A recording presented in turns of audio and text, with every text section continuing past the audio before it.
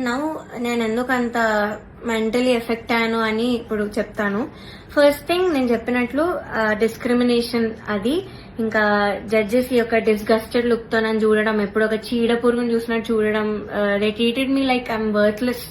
So అలా treat చేశారు, jokes వేశారు వాళ్ళు కూడా నా బాడీ మీద. ఇవన్నీ నాకు ఆడియన్స్ ద్వారా తెలిసింది, వాళ్ళకి వినిపిస్తుంది కాబట్టి వాళ్ళు పక్కనే ఉంటారు. సో నేనైతే అస్సలు ఎక్స్పెక్ట్ చేయలేదు, ఇలాంటి జడ్జెస్ దగ్గర నుంచి అయితే అస్సలు ఎక్స్పెక్ట్ చేయలేదు.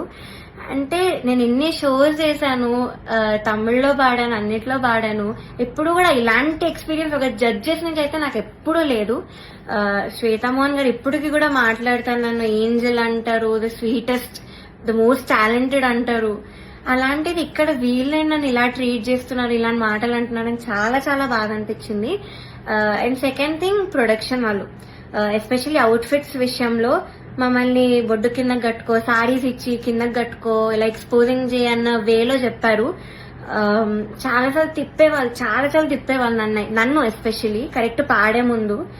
అంటే ఎగ్జాస్ట్ అయిపోయేదాన్ని ఆ టైంకి, అయినా కూడా ఐ గేవ్ మై బెస్ట్, అది వేరే విషయం. అండ్ ఇలా బాడీ షేమింగ్, ఆ కాస్ట్యూమ్ డిజైనర్ అయితే నా ఫేస్ మీద అన్నాడు, ఇలాంటి బాడీకి నేను ఇంకేం ఇవ్వగలను అన్న మాట అన్నాడు. ఏమో ఐ వాజ్ వెరీ చాలా ఎఫెక్ట్ అయ్యాను మెంటలీ. ఈ విషయంతో మాత్రం సెల్ఫ్ ఎస్టీమ్ కానీ కాన్ఫిడెన్స్ కానీ అంతా లేకుండా పోయింది వీళ్ళనే మాటల వల్ల.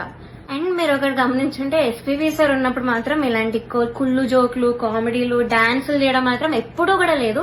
మీరు ఒక్కసారి అన్ని సీజన్స్ రివైండ్ చేసుకొని చూడండి, నా సీజనే చూడండి 2017లో. కానీ ఎప్పుడైతే జ్ఞాపిక ప్రొడక్షన్ అనేది వచ్చిందో అప్పటి నుంచి ఇవన్నీ స్టార్ట్ అయ్యాయి. So they are the main reason ఈ పాటతీగా ఇలా అయిపోవడానికి కారణం వాళ్ళే.